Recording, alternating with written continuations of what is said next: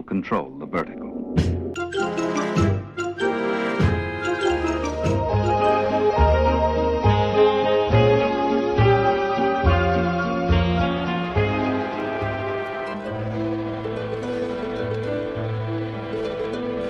Welcome to Anthologic, the TV anthology podcast.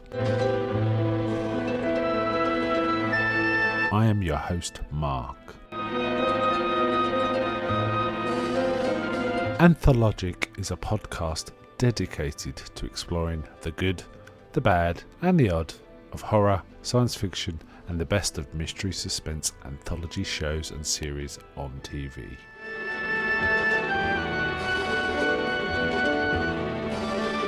Join me as we slip through the cracks of reality to approach the extremes of experience, where we can peruse the stories and art of a sinister fairground of strange and wonderful rides. And now we go on to the show that is the focus of this particular episode.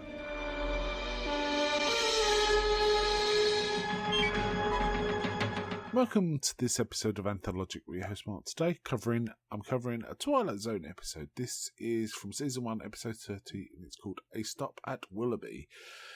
So we're getting late season into the Twilight Zone. This one was written by Rod Serling, and you know, Rod Serling ones tend to be pretty well written, and directed by Robert Parrish. It first aired on May the 6th, 1960. An interesting one, this, because in many respects it's quite similar to the earlier Walking Distance.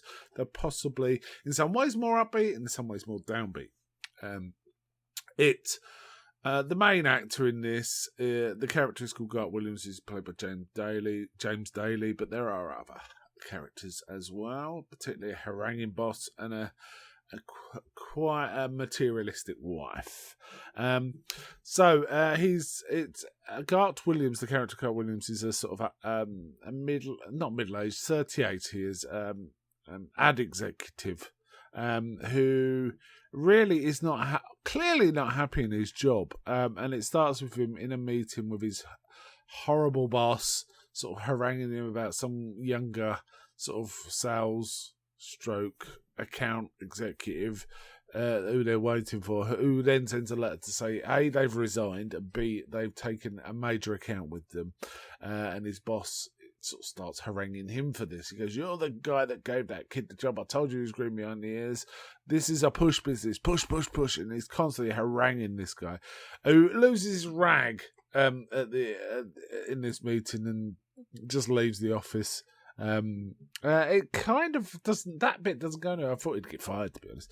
But he gets a train home, and on the train home he falls asleep and kind of awakes and gets off a stop, and it's more like a western town called Willoughby. Hence the name, A Stop at Willoughby, where everyone seems much more friendly and pleasant. He feels much more at home. And in fact, someone says, "This is a restful town where a man can slow down to a walk and live his life full measure." And that phrase comes back. He keeps repeating that phrase, "live his life full measure." But then suddenly he jerks away and he's actually back in the carriage on a snowy or cold night, and the conductor's there, and he says, "Have you ever heard of Willoughby?" He goes, "No, never heard of Willoughby. There's no Willoughby on this line." But when he gets home, his wife is there. She's heard about this blow up. She starts criticising him. He tells her a bit about it, and in the end he goes, "I wanted a man with some ambition, not Huckleberry Finn," is how she puts it. She's not... she basically calls her marriage an error in her life. And she makes fun of him for being born too late. He needs to cut. He's a man from an earlier time. Basically, he cannot take the pressure. He doesn't like his job. He doesn't want that sort of thing.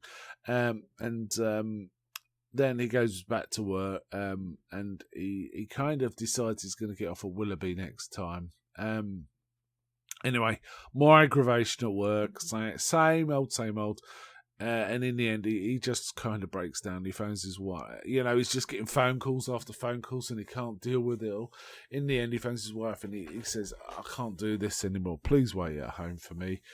And instead of being sympathetic, she just hangs up. Anyway, gets the train back, falls asleep, finds himself in Willoughby again, gets off, and just wanders into town.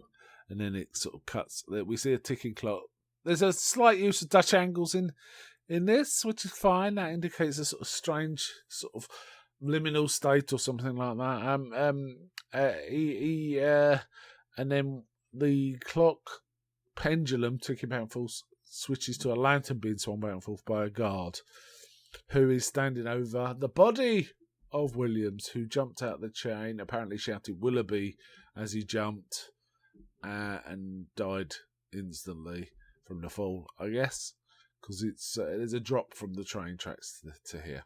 And then when suddenly he said, the last thing he said was Willoughby, we see an ambulance come collect him and put the body in the back, and when the door closes, it's actually a funeral car called Willoughby and Son Funeral Directors. So Willoughby was the name of the funeral director. However, he dies happy. There's some nice touches in this. It's really well written, really well acted. I did like the fact that last time he gets off at Willoughby, they're playing Beautiful Dreamer, a brass band kind of sound, playing Beautiful Dreamer. Very, a nod to what he is, I guess. So some nice little touches. Apparently, Serling did used to commute himself, and one of his stopping points was a town called Willoughby. So that name obviously stuck with him.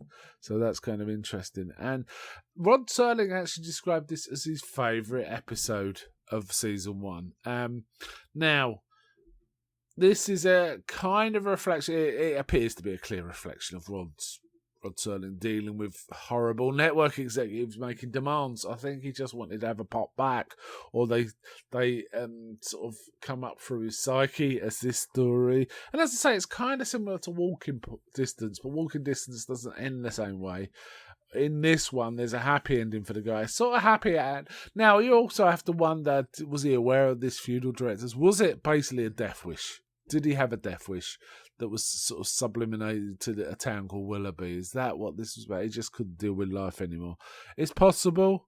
There's some other interesting things to this. There is a town in Ohio called Willoughby who have an annual festival, and they call it Last Stop Willoughby, kind of after this episode.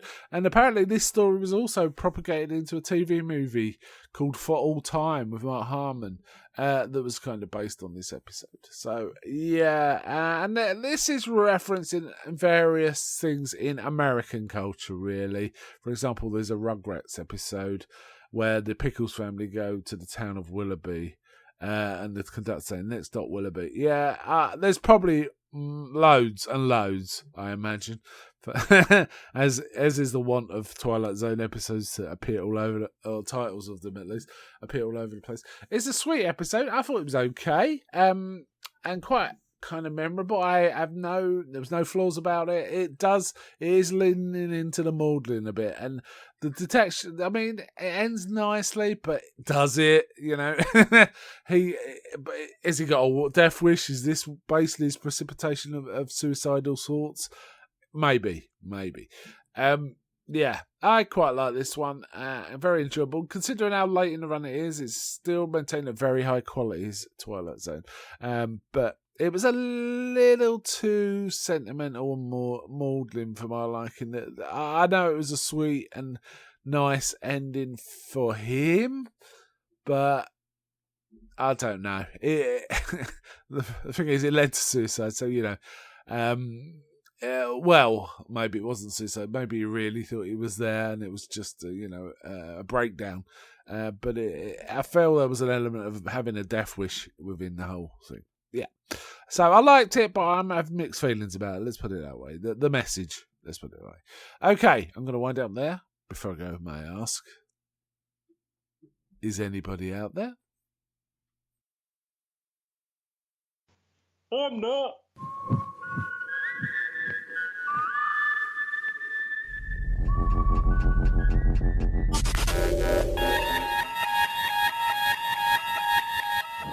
We now return control of your television set to you until next week at this same time, when the control voice will take you to